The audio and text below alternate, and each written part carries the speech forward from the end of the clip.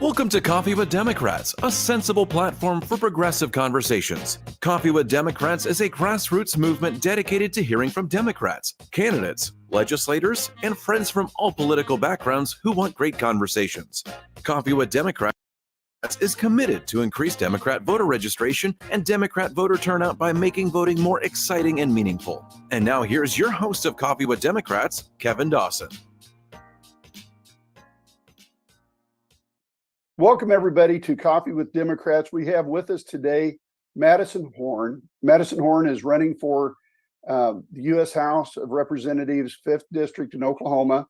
She is with us today. She's a great friend of ours, and we can't wait to have a conversation with Madison today about her exciting announcement to run in against Stephanie Bice. So welcome to Coffee with Democrats, Madison.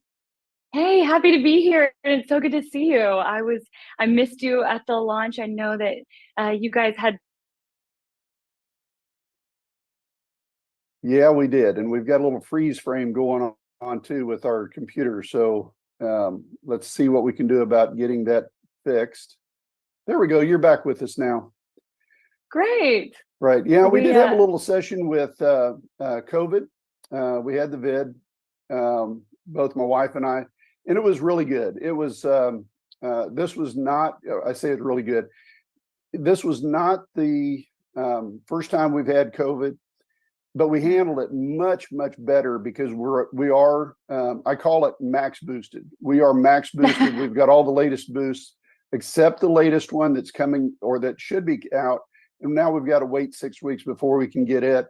But we feel really good. Both Joanne and I are really well.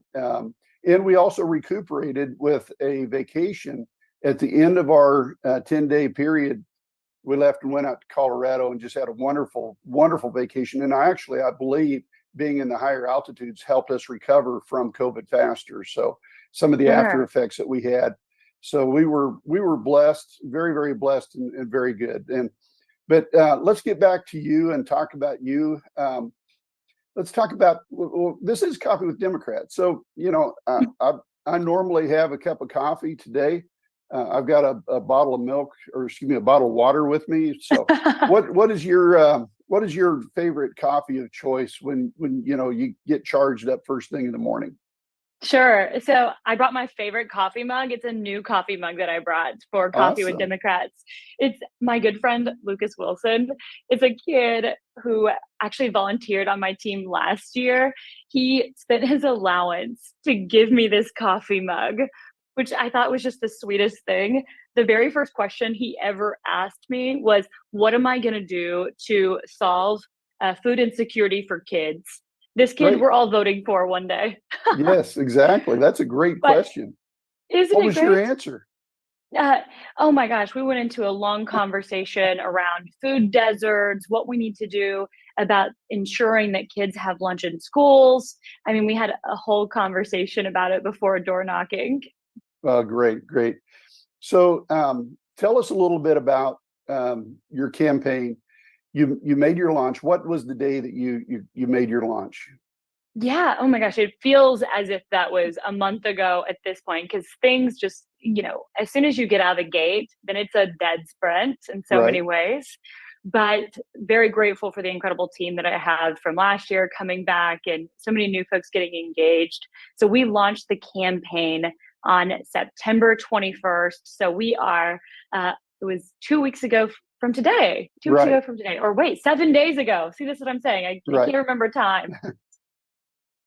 Well, that's great. And I'm sure there was a lot of exciting people. I'm sorry that we missed it, and apologize to you about that, because we were really anticipating and being there with you and participating in your launch, but because of the circumstances, we kind of had to stay back and stay away. But that is okay. That is okay. Why did you decide to run? What was your, I mean, you had such a successful, and I'm going to call it a successful Senate campaign. You ran against our senior senator for the state of Oklahoma, the ne'er-do-well senator for Oklahoma. And you really challenged him in a lot of really good ways.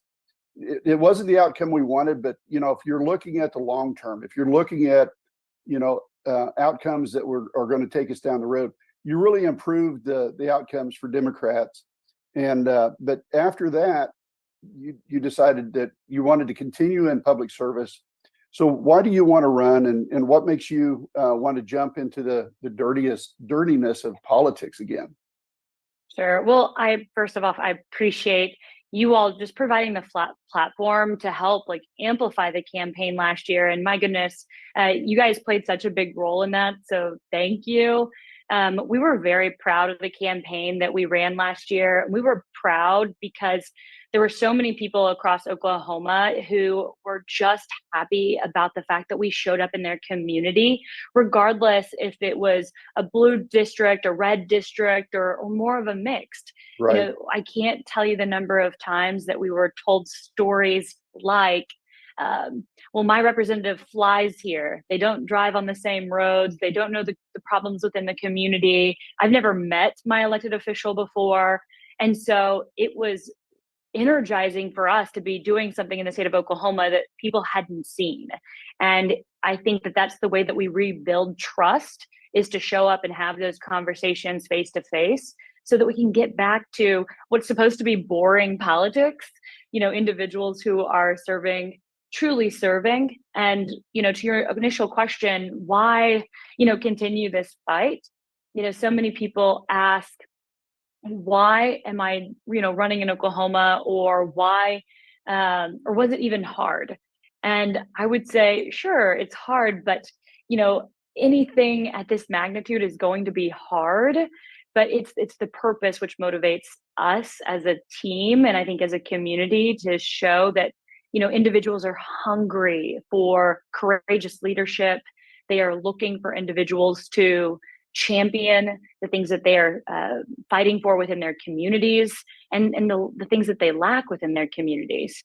And so running last year was just motivating more than it was disheartening. And we're not done. We talked about policy changes. I learned new problem sets, and we want to solve those problems. Yeah, and it's very hard too. With you were talking about just the actual running for the position is extremely hard.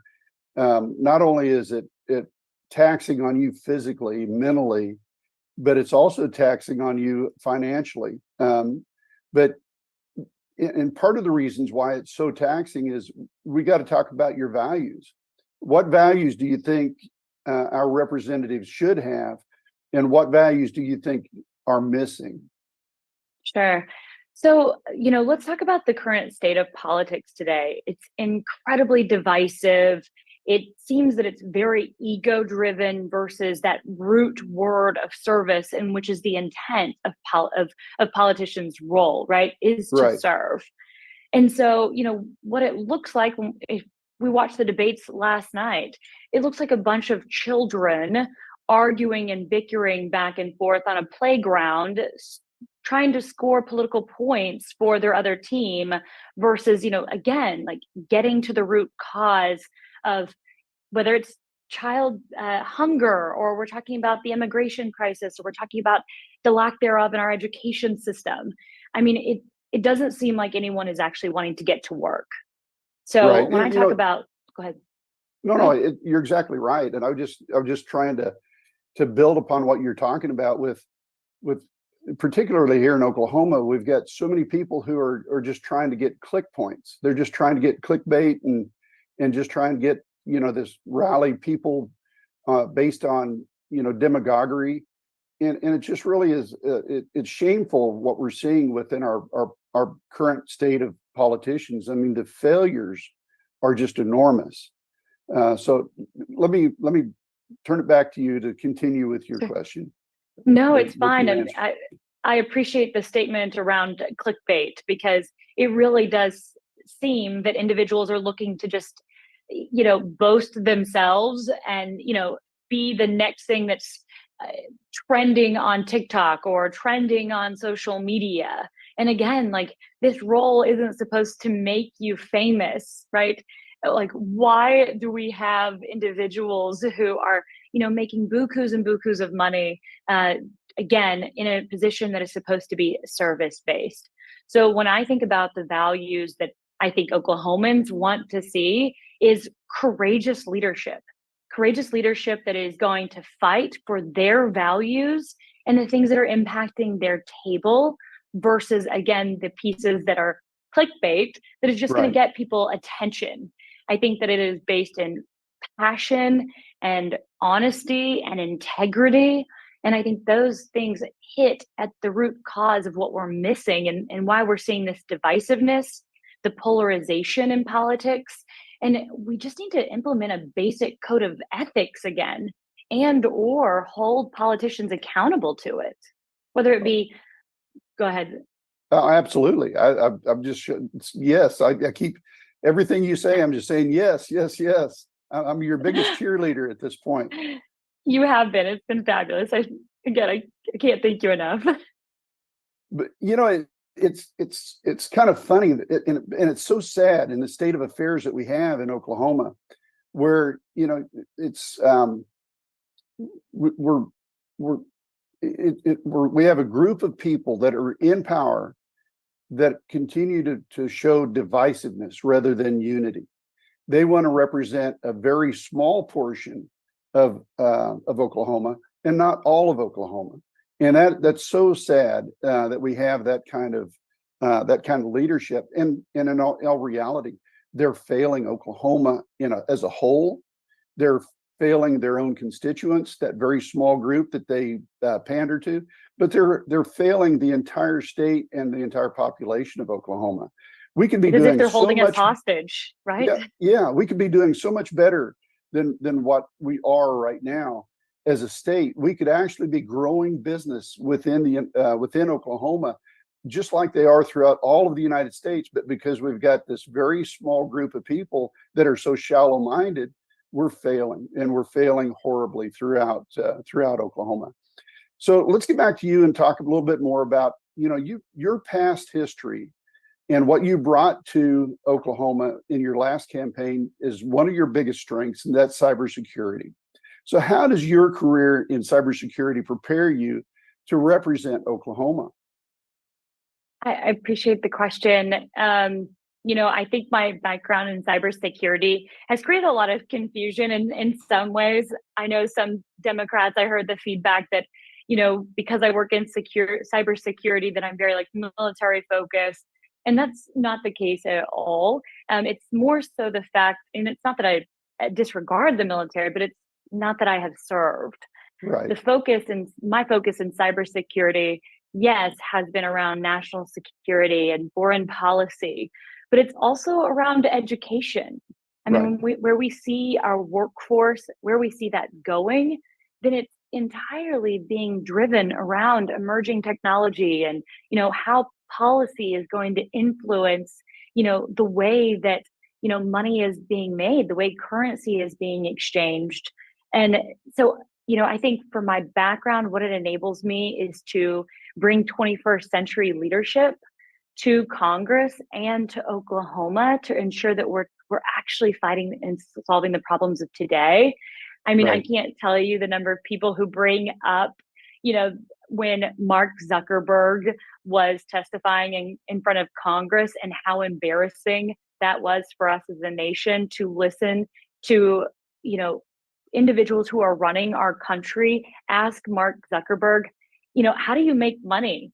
And everybody kind of sat back and be like, why is that the question? Like, why aren't we talking about data privacy? Why aren't we talking about, how to secure these platforms and why are we not talking about the widespread pandemic or epidemic of depression that it's causing, and isolationism that it's causing? And, we're stuck in this place of where we need to have individuals starting to retire from politics so that the people who represent us are grounded in the problems of today. Right. And understand Exactly them. right. Yes. Oh, you're exactly right. Again, I'm applauding everything that you said. It was just so amazing, that you've got such a handle on, cybersecurity and how that impacts not only government, but also business.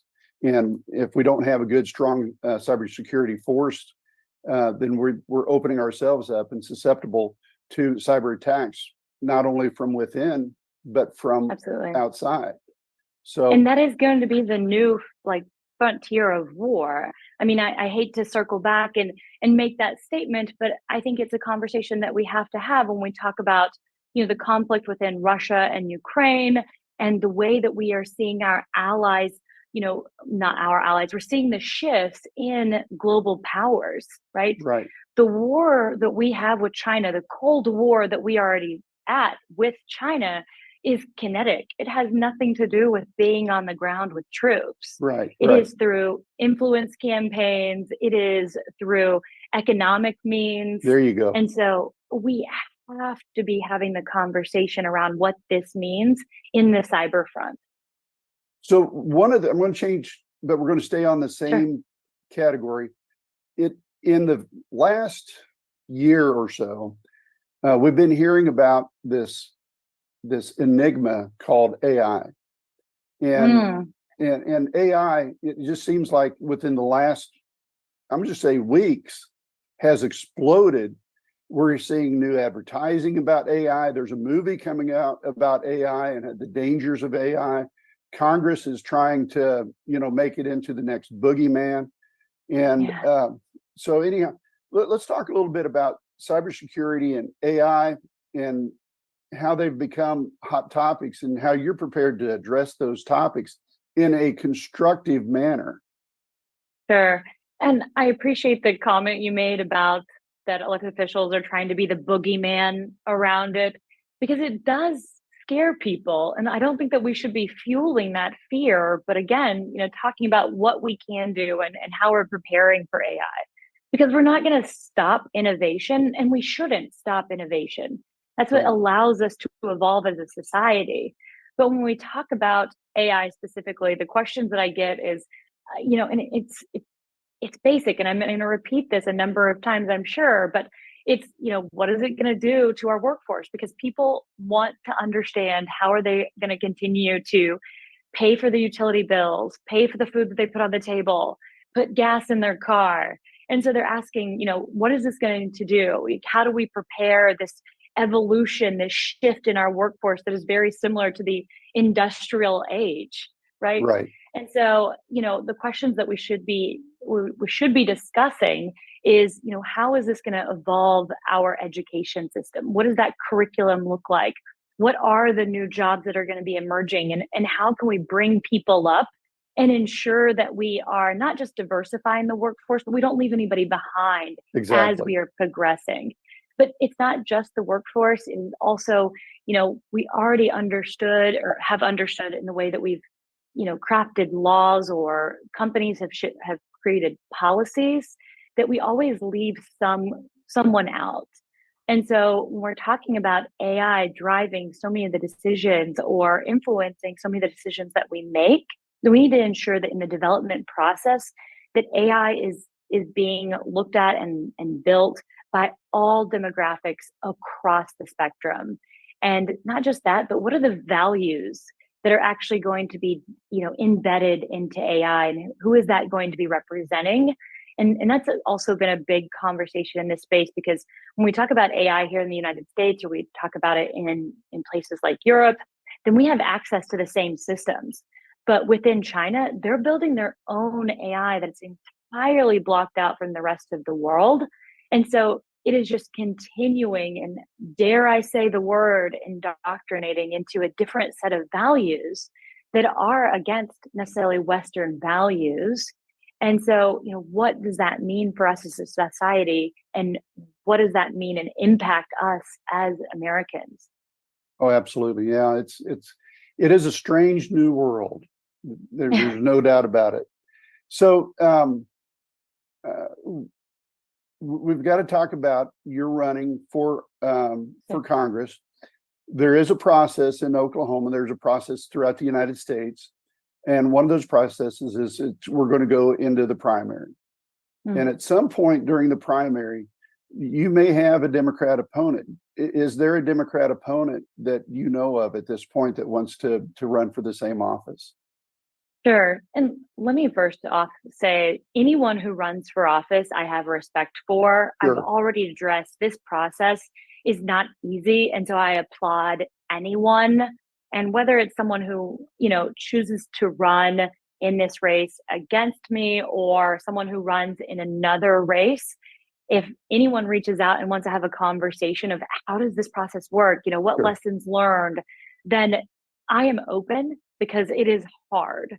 Right. Currently, there is no one that is running against me. I see. And I think, if I was to be like respectful again of anybody else in this playing field, we ran against 7 people last year in the primary. And because of the fact that we have the infrastructure in place, we have the momentum, we put in the work, then we were able to clear that field and those hurdles pretty easily. And so, what I think right now is what we need as Democrats is really unity, because that's what this is going to take is unity across the Democratic platform for us to get out and say, hey, we're in this together. Absolutely. And that's the part about I've always loved about your campaigns. You've always been the person who says, all right, we're all Democrats here. At the end of the day, we're going to put our arms around one another and we're going to hold each other up instead of tearing each other back down and dismissing people. And that's what I've always loved about your campaigns. And that kind of brings me to the next question that I have about the last Democrat House of Representatives member for House District 5 was another Horn, wasn't Madison Horn. But have you had any relationship or have any other conversations with now my mind just slipped. I can't get Madison out of my mind, but the previous Representative Horn, have you had contact with her about how she was able to not only successfully with her campaign, but how she managed herself once she was elected? Sure. So kind of pulling at some of the conversations that you had leading up to this question, I'll get to it. Talking about the importance of unity and the fact that at the end of the day, we're all, as Democrats, going to wrap our arms around one another. That's how it should be. We don't have to agree on every single issue, and we're not going to. And honestly, that's healthy. That allows for us to be this like big party or big tent Democratic Party, which we should be, because we need to be the party that is grounded in logic and truly looking to solve big problems. And so, one of my team members he says, Oklahoma Democrats, like we are fierce and we are hungry, but we are very quick to eat each other. And like that's something that I saw last year. And I think that we have to change our momentum and really think about, again, our purpose.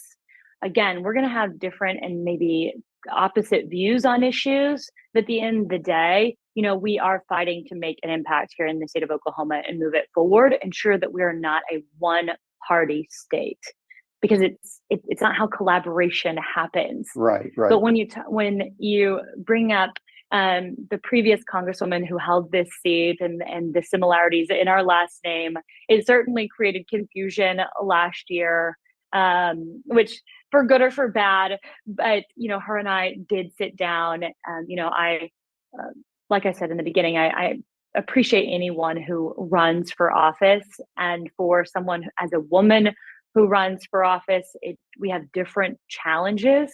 And so, before I even announced my campaign, then I made sure to sit down with her to show the respect that I had for her for what she accomplished, and honestly just look for tips and ask for her perspective. And so I appreciate the time that she provided. She's very busy, so it's not as if by any means of the imagination that we talk every single day or every single month or on a regular basis, because I'm sure she has other aspirations as well outside of CD5. Right. So, but folks on her team, I mean, it's a small Democratic volunteer network, and I think everybody is taking lessons learned from campaign successes and failures and really trying to figure out what we can do to ensure that we're showing up and having those conversations about what Democrats are going to represent in Oklahoma. And I just remembered her name, Kendra Horn. So I'm going to apologize to her for that lapse that I had there for a little bit. But she, like you said, she is such an awesome individual, and she does have other aspirations, and we're going to have a conversation with her sometime in the future, and kind of revisit each other.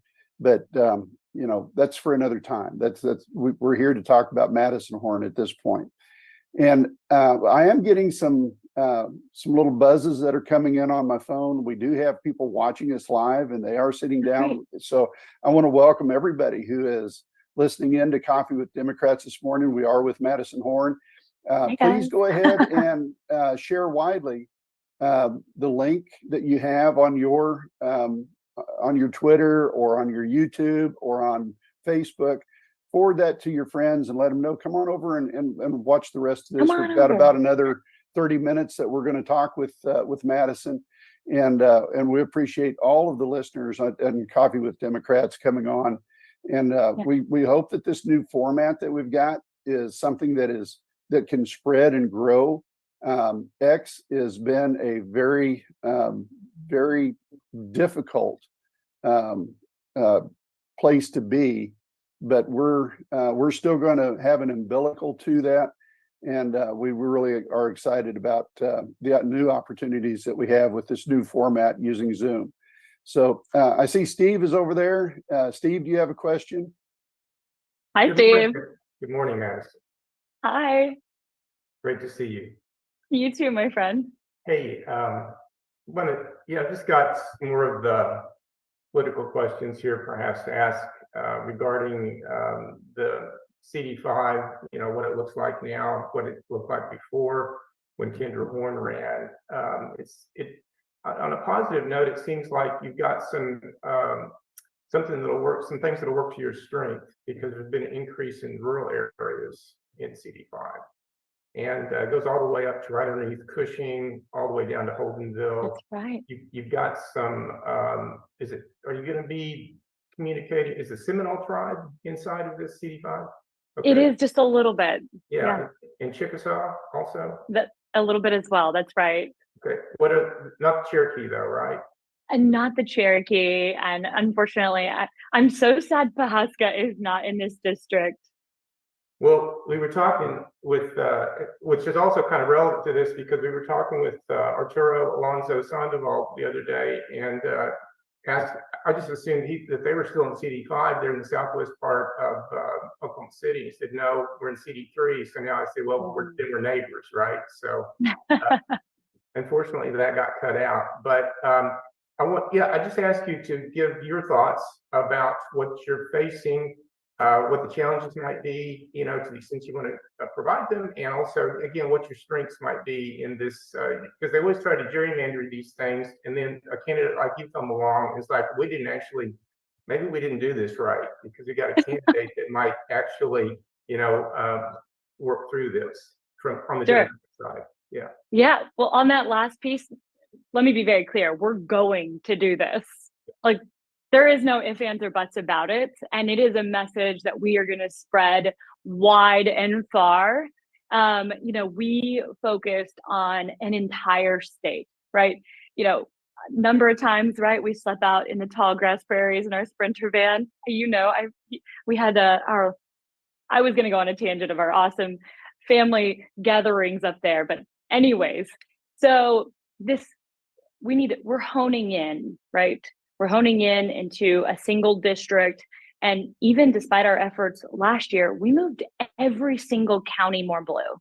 And let me say that again, we moved every single county more blue in a statewide office or a statewide campaign in the state of Oklahoma. That is a huge success metric. Not just that though, this district, then if we look at the other incredible women, other candidates that were running statewide offices, then we had the gubernatorial candidate, Joy Hoffmeister, who won this district by 30,000 votes. We have a Gina that won this district by a little under 20. And we were just under about 5,000 votes from winning this district. So what that tells me, this is a swing district. what we have to do is ensure that people get out to vote, people know, what we stand for, what we're going to fight for, and the fact that we are here to represent everyone. Yes, we are sitting here and we are representing Democrats. Obviously, with Coffee and Democrats, I'm wearing my blue jacket to, give you guys a little nod. But this is to represent Republicans, independents, libertarians who feel left behind in the current political apparatus, or who are frustrated because of the fact that we have individuals running for office who do not stand for their own values, right? Who have just become, I'm going off on a tangent, I'm getting passionate, guys, that are becoming parrots, honestly, of a party. And so when we talk about this district, like my strengths, pulling on that cybersecurity background, I'm very data focused and understanding where voters are, how we need to strategize as it relates to our ground game. And that is going to be one of our driving forces, and ensuring that we are leveraging modern technology to modernize the way that we campaign. And I think that that's the way that we get this done. But this district is very winnable, and you're going to see many seats flipped this cycle across several different platforms. Well, of course, last year you ran statewide, and now you've got physically, you don't have to do that. Of course, are there some lessons that you learned from the statewide race that there's always lessons to learn in a campaign? Always. Yeah. Like, where do we start? So we were a lean, mean machine. And I always kind of like make the joke that our campaign was ran off of like hope, coffee, and like barbed wire, because it really was like a skeleton crew. And, I tried to run my campaign and be the candidate. And that's hard because I can't be fully present and prepared for some conversation. So, I'm very grateful for the fact that I've been able to build this amazing team, and we've been able to pull people in that have really just helped taking the weight off. So I can't express how grateful I am for that. I was new to politics. I know how to communicate and talk about problems within the business world, within the world of cybersecurity. But in the world of politics, it's very different. The language they use is different. The word choice is different. And so I had to find my voice in this space. And I think that didn't necessarily come out as much in the last campaign, because I was still trying to find my own tone, if that makes sense. And so I'm looking forward to showing Oklahoma more of who Madison Horn is. Let's see, people talk about how much money you need in politics. I really want to push back on that narrative. Now, don't get me wrong, my team deserves to get paid a livable wage. They deserve to be, supported and ensure that they don't have stresses in their lives. But I don't believe that races need $7-8 million. And so I would say that some of the things that our scrappy campaign tactics, techniques, I definitely want to pull that into this campaign. And we're already doing that to ensure that we're just being good stewards of, donors and supporters of this campaign.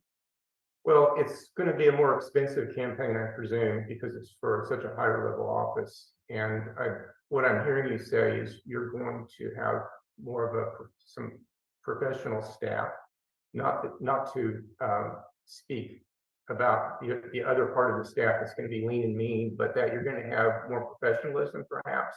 That's going to cost more money, but that's going to take weight off your shoulders so that you can really, get into the fight here, if you will. You've got, of course, a website, madisonhorn.com, and we want everyone to know that you do need funding, just like everybody else. Sure, funding, certainly. and you need continuing funding like anybody else. So that's what I hear you saying, that it's going to be more expensive. You've budgeted that out, I'm sure, about what. Yeah, of course. Yeah, and then have you brought on someone that you can speak to that's going to help you, get to this next level, or is that something that you want to share later on down the road in terms of a campaign manager? Yeah, no, I appreciate the questions, because I think this is probably the parts of of campaigning, or just, when folks run for office, that probably a lot of people don't hear about. They're like, who runs a campaign? Like, how does this work? Right. This campaign is so personal to me that I'll probably never get out of the weeds. And it's just because it's so important to me. And so, I don't want to say more professional staff. I would say just more staff. Right. How many times did you see just me, Frank, and Jake roll out of that van, right?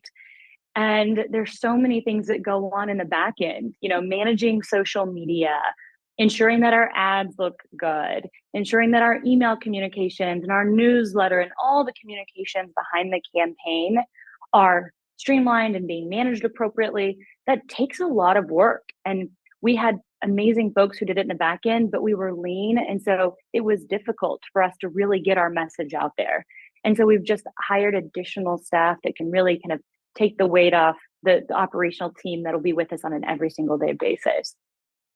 Okay. So then it sounds like you're going to maintain yourself as the direct manager, but you're going to have more people working for you that you can assign tasks to, and they'll take the weight off your shoulders. And that's the campaign you're going to run for now.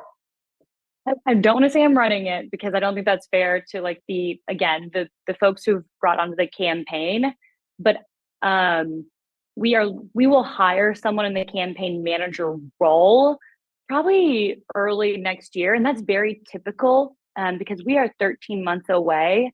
And so the first pieces that you kind of need around the campaign is really those comms pieces, the help from a compliance and finance pieces to make sure that, you're operating within certain boundaries, right?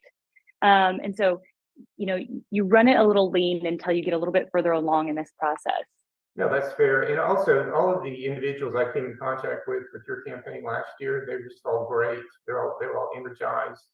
They were top notch. So you've already got that foundation laid, and you're going to add that extra layer. It sounds like next spring at the appropriate time. Yeah. No, it's fantastic. We're already so excited about the folks who have come in to the campaign.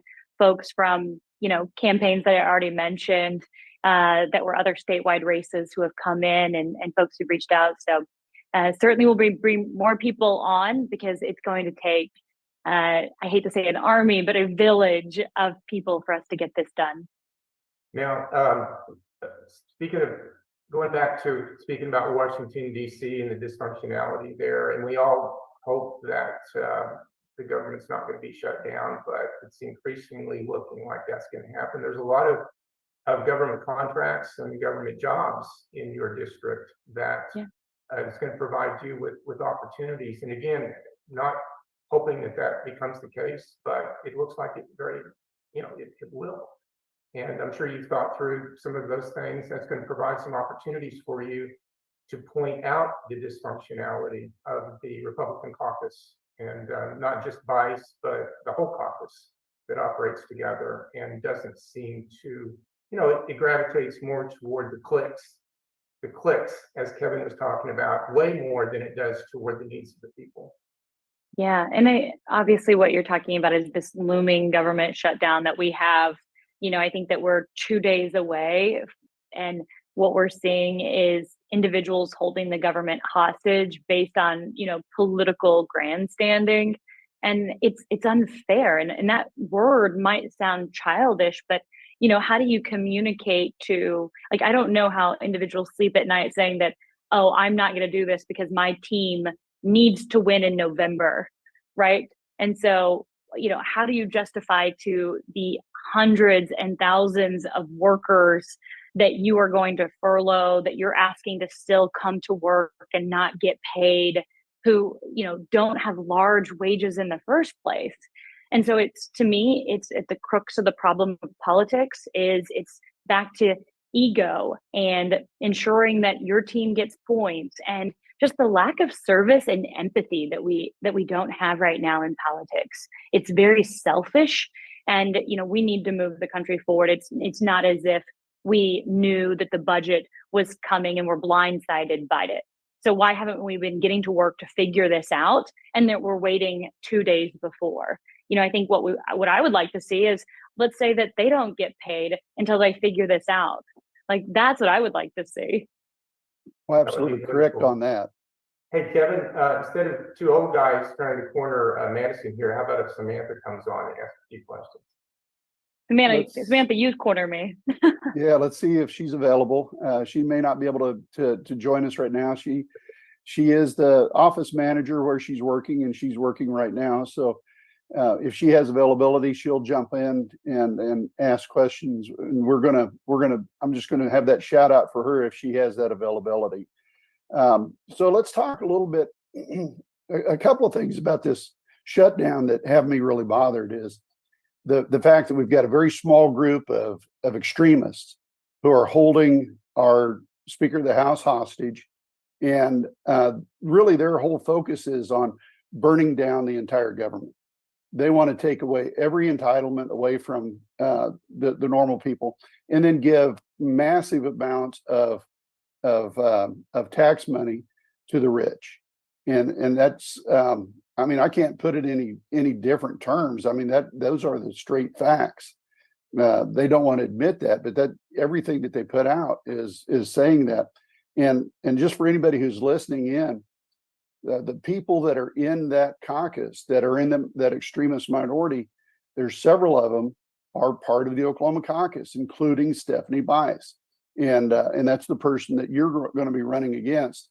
And I was just going down through her list of votes, and you know, the no votes that she has for our VA, for our military, for our infrastructure, the no votes that she had that would have caused extreme harm in our state and continue to set our state back. And the only benefit that we have is that she failed. These things were passed, even though she voted no for them. And could we only imagine how bad Oklahoma would be if we didn't have this internet that's coming on board, if we didn't have infrastructure that's creating thousands of new jobs in the state of Oklahoma that was brought to the state of Oklahoma by Democrats. So, you know, it just, to me, it's so amazing that she wants to burn everything down and harm her own constituents. I can't get beyond that. And that's the part that I'm going to be telling all my neighbors the facts about what she's doing and the harm that she's causing. And we've got to get somebody in there who will do the good work of democracy and for our democratic republic to continue to bring it everything to all Oklahomans, and not just a very small elite group of people, because this girl has been given a silver spoon through her marriage and has everything that she ever wants. And so that was my rant for the day. No, it's okay. We all get very passionate. You almost heard me go off on some tangents myself. But, you know, I think what we need is individuals who can, you know, walk the talk, right? You know, exactly. You can say whatever you want during a campaign election cycle to ensure that you get elected, but it's the execution that matters. You know, you can't just say that, oh, I want to compete against China, ensure that we are America first, and then vote against the CHIP Act that would have made us independent, at least a little bit further more independent of China, and allowed us to develop very important microchips here in the United States. You cannot say that you want to build up our critical infrastructure, ensure that we have a strong critical infrastructure, and then vote against the infrastructure bill. That you are right. I mean, when I was going around to, you know, rural areas and cities and small cities as well, then everyone said, the infrastructure bill.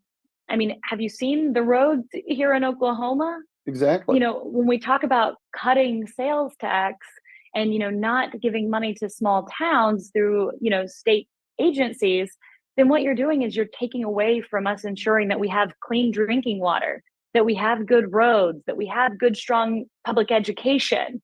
And, you know, I know this conversation isn't about it, but I am going to take it there just a little bit. And I just got a notification. Can you guys still hear me okay? Yeah, we can hear you just fine. All right, fantastic. I think my single AirPod has died, so I'm just going to continue going here. You know, when we look at the way that Stitt is running Oklahoma, it's like a bad business. to ensure the health of a business, then you have to invest. And that's just basic practices.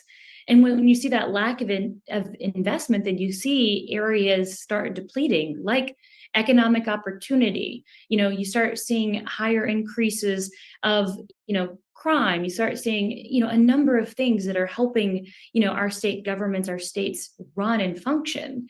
And so if you are going to be an elected official position, you have to be able to execute on both your values and what you say when you are running for office. And that's what's missing today in politics. Yeah, and it goes back. So basically what I was saying earlier is Stephanie Bice doesn't give a damn. And that brings me to something that I'm seeing on your webpage. And that is the fact that it's time for politicians to give a damn. I mean, you just straight talk this all the way into this. And I'm so proud of you for doing that. I mean, it's just amazing to me. It's time politicians give a damn about Oklahoma and not their own, personal back pocket and the very small group of people that she represents. So I'm so proud that is your straight talk and straight way of addressing it. And so let's talk a little bit more about where do you think Bice is failing Oklahomans? I think that we've talked about this a little bit.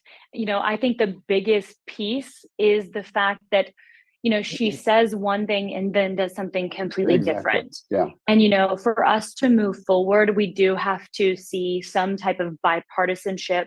I think that is our responsibility as elected officials. And we're just not seeing that.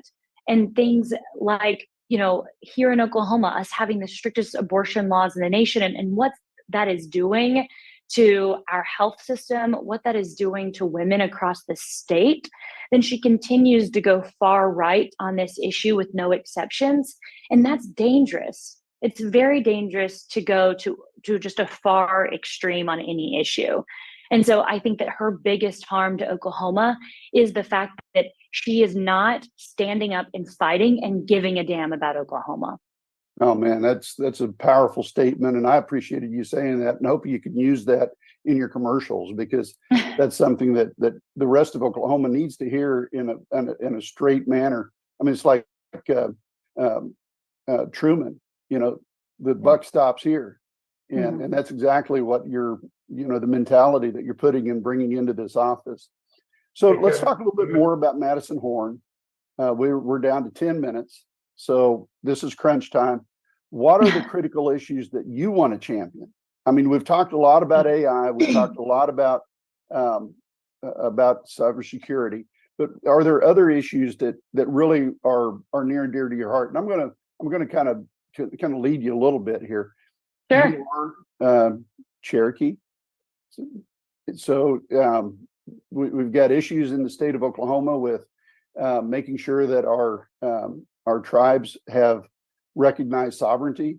In the state of Oklahoma, we have an education system that is crumbling underneath of the most failed superintendent the state has ever had, who is more interested in clicking than he is actually serving the students and the children of this state.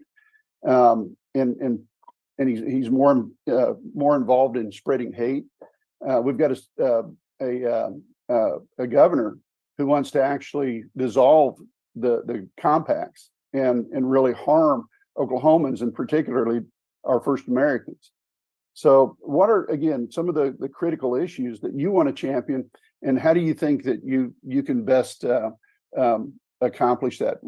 So, that might lead into another question about what, when you are elected, I'm going to say when you're elected, what kind of assignments do you want to be given? Sure. So we'll talk about the issues and then we'll kind of roll into the assignments piece. I think that'll round this out here. Last year, first off, I think it's important to recognize that, let's talk about things that came about like COVID-19.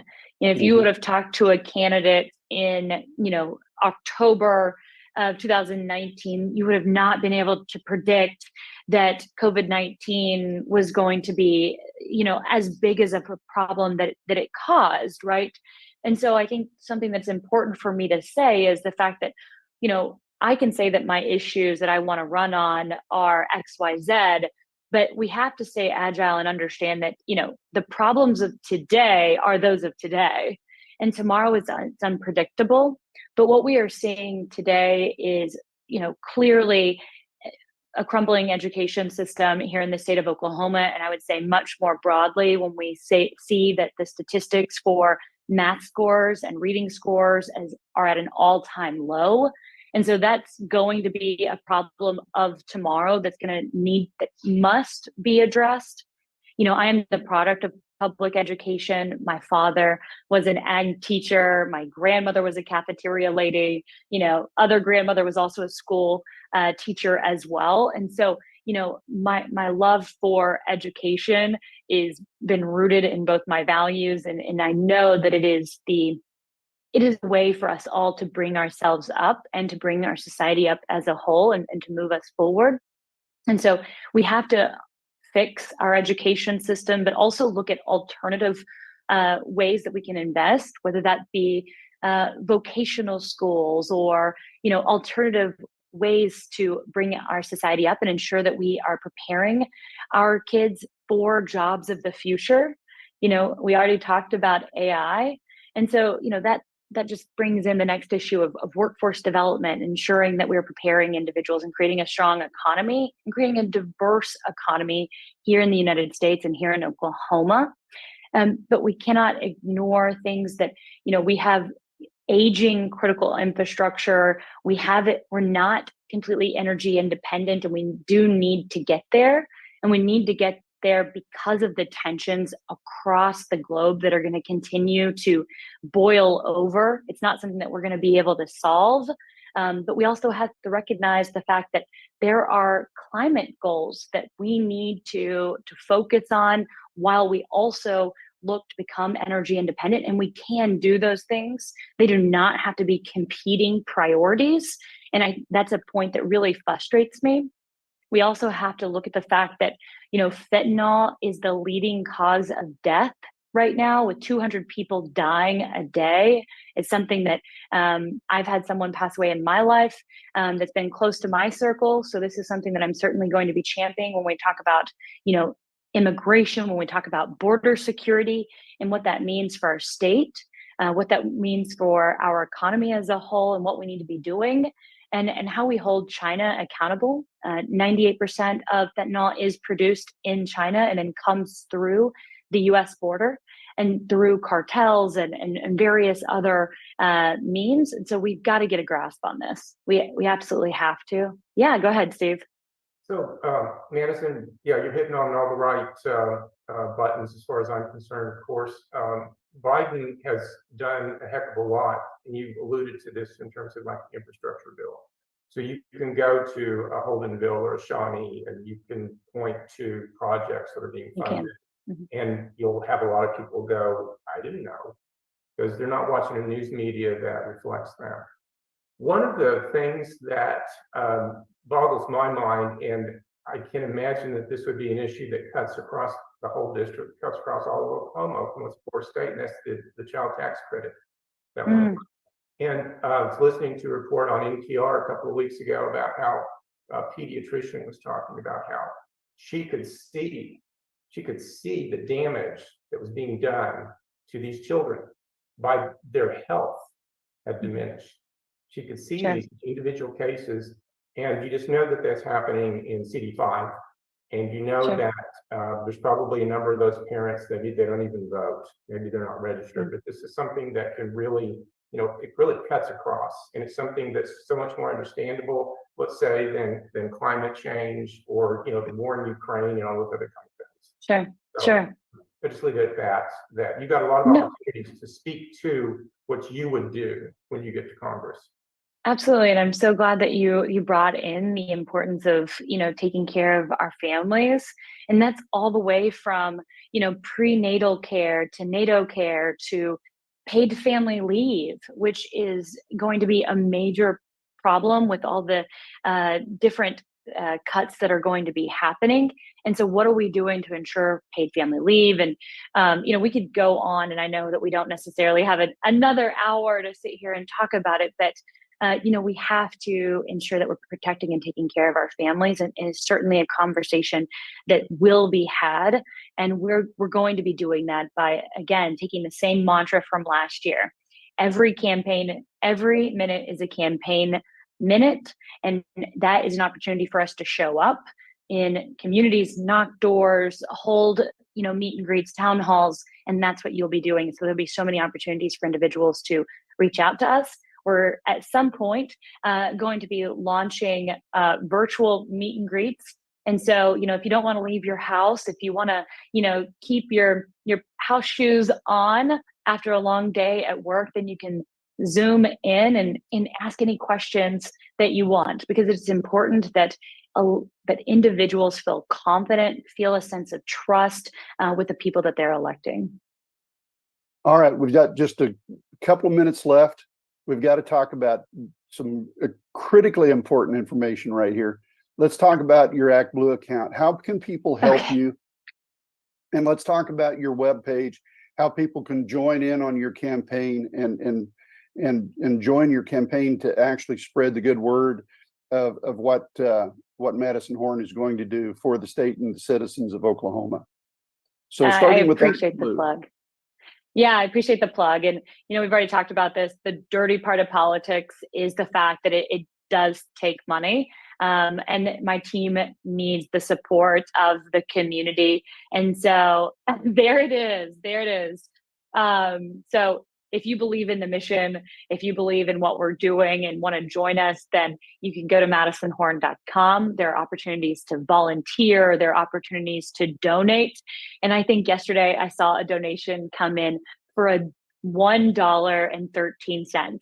And that's amazing. That is great. Because that's what that person could contribute. And that helps us so much. I mean, if 100 people donate $1, that's $100 for us to buy. Maybe it's a Google ad, maybe it is signs and shirts for our team, and so everything helps. So you can go to madisonhorn.com, or you can, I feel like a commercial or an ad or Vanna White. You can follow us along on social media, of course. So Twitter, Instagram, Threads, or I guess it's X now, but Threads, it's all madisonhorn.ok. Yeah, and Kevin, we may be two old guys, but we're not hypocrites, and we've both given to Madison's campaign already. And I think it was more than $1 each, but we have put down the dollar contribution. And that's going to be full exposure on my part and confession that we do give directly to your campaign, and it is something that I'm proud of, and it's something that I hope other people that are listening to this and watching this will also take pride in helping a true patriot and a true Oklahoma citizen, somebody from the Cherokee tribe. We really want to, push that this is a true Oklahoman, and not just somebody who is trying to, I'm going to slam Stephanie Bice all day long about, she's not a true Oklahoman. She's born with a silver spoon, and she doesn't believe in the values of the Oklahomans. And we need somebody who believes in the Oklahoma standard, and that's Madison Horn. So I want to thank everybody for coming on. Madison, you've been awesome, amazing. What a great conversation. We're going to have to do another one of these, because we're going to have to do more comprehensive questions that are going to be more extensive, and we're going to, because we can't just do them all in 1 hour. We're going to have to do this again so that we can cover some other topics. But we really appreciate you coming on to Coffee with Democrats, and we're going to continue to spread the good word of Madison Horn and how people can help and what you're going to do to help Oklahoma. So thank you for coming on Coffee with Democrats, and we're looking forward to the next opportunity, and not only online but in person, and doing what we can to help you secure not only the nomination but secure the vote. So that's going to be the next thing, is get out the vote, make sure that people get out and vote for you, and that's coming up November of 2024. November 5th. Thank you so much for coming on. Absolutely. Thank you guys so much for having me. It's still a delight to see you. Love seeing all the great artwork in your office, Steve. I hope to be up there soon. And just thank you guys for what you guys are doing. Bye-bye. Thank you. Bye, We guys. greatly appreciate you. All right, we have a outstanding show today that is going to be put out on the StreamYard again. We're going to rebroadcast this several times. Next Tuesday, 10 a.m. Don't miss this, because this is going to be another great opportunity with Coffee with Democrats. We have a special host that's going to be hosting on Coffee with Democrats, and that's former chief of the Osage tribe, Jim Gray, is going to be the host of Coffee with Democrats, and he's going to have a great panel of candidates, not candidates, but of people that represent our First Nations. And he has got a great program set up, and we're looking forward to that opportunity to work with him and to be able to use our platform in order to help the First Americans. And I can't remember exactly what it is, but it's talking about tearing down some of the walls that take place for Native Americans, and we want to make sure that people come on and listen to that. Again, that's 10 o'clock on Tuesday, and then that will be rebroadcast on Thursday at 10 a.m. as well. So we're looking forward to that. We've got other people that we're reaching out to come on to Coffee with Democrats. We've had so many amazing people come on Coffee with Democrats, and our grassroots program is still continuing to grow. So thank you, everybody, for listening in. And until the next time, next Tuesday, 10 a.m., let's please be safe. Thank you.